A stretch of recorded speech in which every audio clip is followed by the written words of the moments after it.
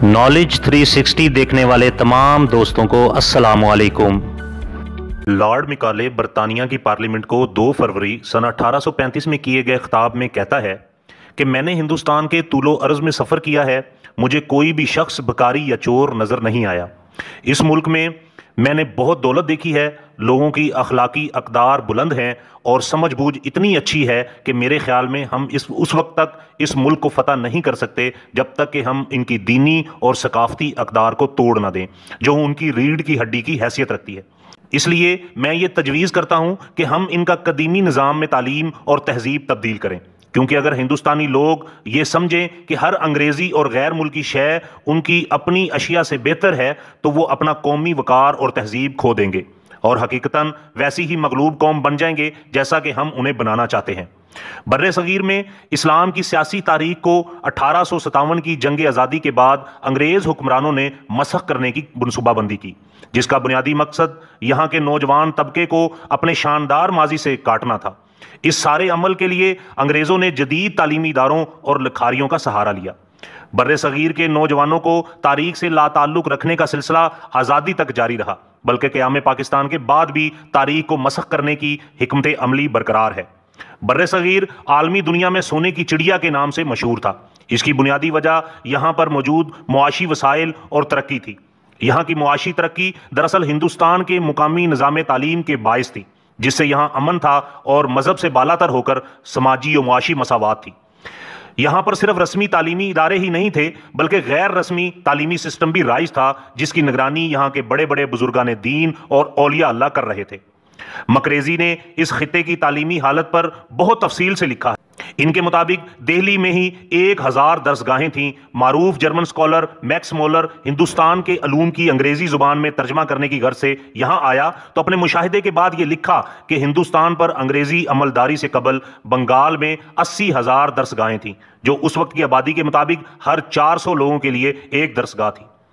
इस कदर बड़े खित्ते में मुसलमान हुक्मरान तालीम का वसी ढांचा खड़ा करने में कामयाब हुए। हर मुसलमान हाकिम ने अपने दौर में तालीमी तरक्की के लिए इक़दामात उठाए।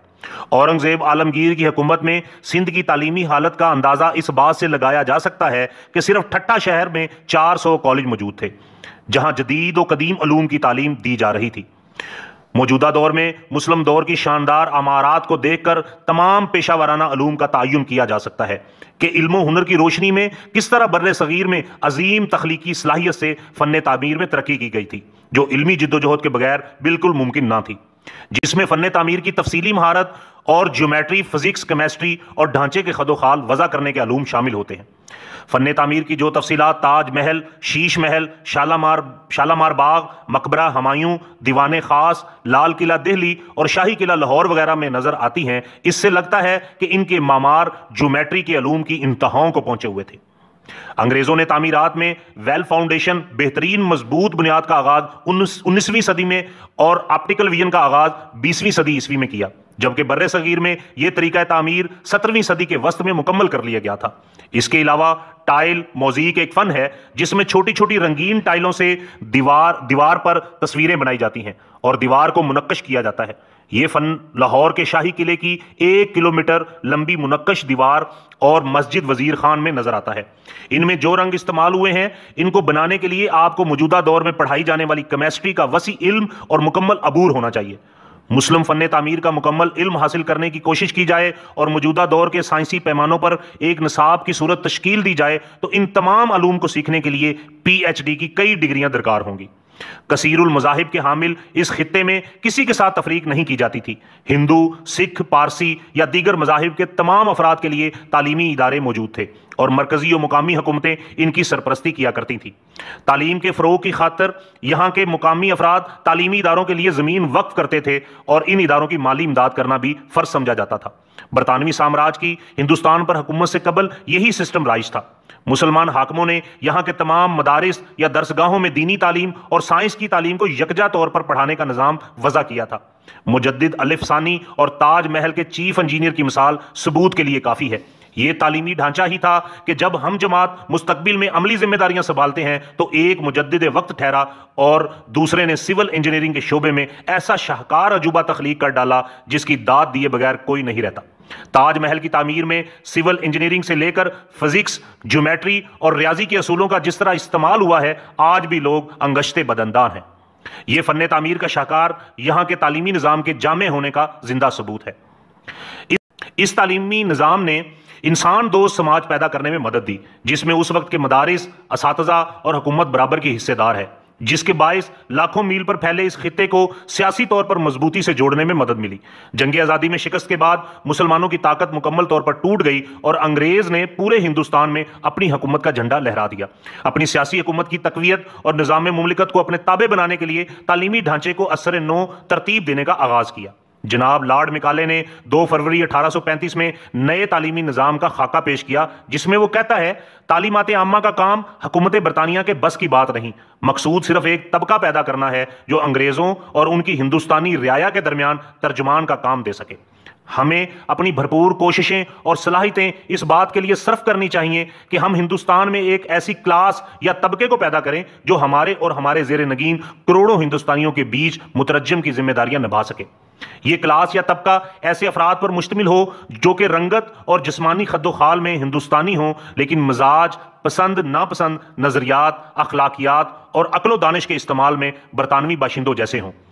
زبان کو سکھانے کا واحد مقصد حکمرانوں اور محکوموں کے درمیان واسطے اور رابطے کا کردار ادا کرنا تھا۔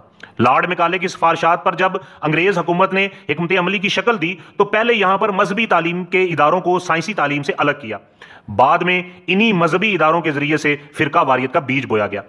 حکومت نے جب انگریزی تعلیم کو لازم قرار دیا اور انگریزی اداروں سے فارغ التحصیل افراد کو سرکاری نوکریاں ملنے لگیں تو مذہبی اداروں کے فارغ التحصیل سرکاری نوکریوں کے لیے نااہل قرار دے دیے گئے، حتیٰ کہ مذہبی تعلیم حاصل کرنے والوں کی سرکاری طور پر حوصلہ افزائی بھی نہیں کی جاتی تھی۔ حکومت کے اس رویے سے جہاں مذہب کی تعلیم دینے والے اساتذہ کا روزگار زندگی متاثر ہوا، وہیں یہاں کے تعلیم یافتہ بھی بے یار و مددگار ہونے لگے۔ انگریز حاکموں نے یہ منظم سوچ بلکہ سازش کے تحت کیا جس کا لامحالہ مقصد اپنی حکومت کو مضبوط کرنا تھا۔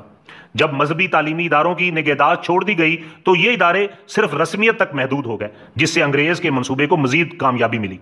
اس کا نتیجہ یہ ہوا کہ مذہب کی کچھ رسومات تو معلومات تو اگلی نسل کو منتقل ہو گئیں لیکن مدارس سے فارغ التحصیل طلبہ عملی سماجی زندگی سے کٹ گئے۔ ان اداروں کے فارغ التحصیل معاشی قسم پرسی کا شکار ہوئے تو ان کے نظریات بھی کمزور پڑ گئے اور نوجوانوں کی اکثریت بیکار کی زندگی گزارنے لگی، اور جو مذہبی ادارے انگریزی سرپرستی میں چل رہے تھے وہ انہی کے مفادات کی تکمیل کرنے میں معاون تھے۔ ان سرکاری کالجوں اور جامعات میں نصاب تعلیم اور مضامین کا یوں انتخاب کیا گیا تاکہ انگریزی مفادات کی تکمیل کے لیے مقامی افراد تیار کیے جائیں۔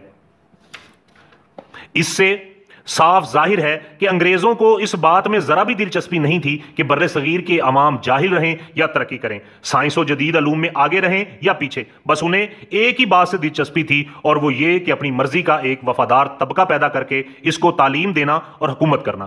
یہی وجہ تھی کہ پوری دنیا میں سائنس اور ایجادات میں ترقی ہوئی لیکن بر صغیر کو جان بوجھ کر جدید سائنس اور ایجادات سے دور رکھا گیا۔ 1947 میں انگریز قبضہ ختم ہونے کے وقت تک بر صغیر کی شرح خواندگی صرف 21% تھی جبکہ مغل دور میں یہ ترقی 90% تھی۔ دراصل انگریز اس بات کو اچھی طرح سمجھتے تھے کہ اگر بر صغیر میں مغربی طرز کے تعلیمی ادارے کھولے گئے تو اس سے عوام میں بیداری آئے گی، اور جس طرح امریکہ وغیرہ میں جدید علوم کی درسگاہیں قائم ہو جانے کے بعد ہمیں امریکیوں کو آزادی دینی پڑ گئی تھی، اسی طرح بر صغیر جو کہ سونے کی چڑیا سے کم نہیں ہے، اگر ہم نے یہاں پر بھی جدید تعلیمی ادارے قائم کر دیے تو ایک نہ ایک دن ہمیں یہاں سے لازماً بوریا بستر گول کرنا پڑے گا۔ اس لیے بہتر یہی ہے کہ یہاں کے لوگوں کو تعلیمی لحاظ سے پسماندہ رکھا جائے۔ تاہم انگریز دور کا تعلیمی فلسفہ ہم نے دانستہ یا غیر دانستہ طور پر اپنایا اور پھر اس خطے کی شاندار تاریخ سے نفرت، بیگانگی کو پاکستان کی نوجوان نسلوں میں منتقل کیا۔ یہاں پر بھی نصاب تعلیم کو بطور تلوار استعمال کیا گیا۔ آج بھی پاکستان میں دین اور دنیا کے تعلیم کو الگ الگ رکھا گیا ہے۔ یونیورسٹیوں میں پڑھنے والا نوجوان دین کی تعلیمات سے محروم ہے جبکہ دینی اداروں میں پڑھنے والے دنیاوی ترقی کی دوڑ میں پیچھے رہ گئے۔ اس نظام تعلیم کا بنیادی نقص ہی یہ رہا ہے کہ یہ بلند مقصد اور کسی اعلیٰ نسب العین کی محبت قوم میں پیدا نہیں کرتا۔ یہی وجہ ہے کہ ہمارے نوجوانوں کے سامنے اپنے شکم اور نفس سے زیادہ اہم مطالبات ہوتے ہی نہیں، اور اس سے بلند کوئی اور مقصد نظر ہی نہیں آتا جس کے لیے قومی جدوجہد کی فکر پیدا کر سکے۔ اس طرز تعلیم سے یہی نتیجہ نکل سکتا ہے کہ اسلام حجروں اور خانقاہوں میں مقید رہے اور تمدنی زندگی میں ہم سرکار کے اعلی کار بن کر کولو کے بیل کی طرح جتے رہیں، اور ہمیں کل تک زندہ رکھنے کے لیے چارہ دے دیا جائے تاکہ ہم پر استحصالی نظام قائم رکھا جائے اور جاگیردار سرمایہ دار طبقہ کے سامراجی مقاصد پورے ہوتے رہیں، اور نوجوانوں کے اندر قومی ترقی کے لیے اجتماعی فکر بیدار ہی نہ ہو سکے۔ اگر یہ ویڈیو آپ کو اچھی لگی ہو تو چینل کو سبسکرائب کرنا نہ بھولیے اور ویڈیو کو لائک کر دیجئے۔ اللہ آپ کا حامی و ناصر ہو۔ اللہ حافظ۔